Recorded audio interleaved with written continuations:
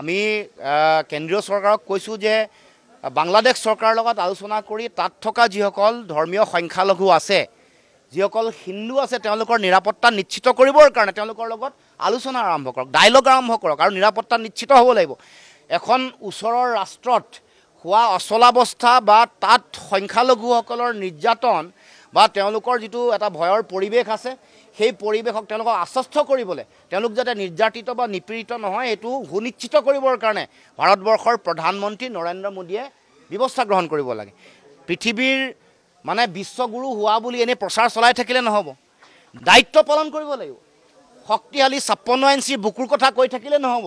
56 ইঞ্চিৰ বুকুৰ প্ৰকৃত কাম বাংলাদেশত আমাৰ যিসকল মানে ধৰ্মীয় সংখ্যালঘু আছে তেওঁলোকৰ জীৱন আৰু সম্পত্তিৰ নিৰাপত্তা নিশ্চিত কৰিব লাগিব।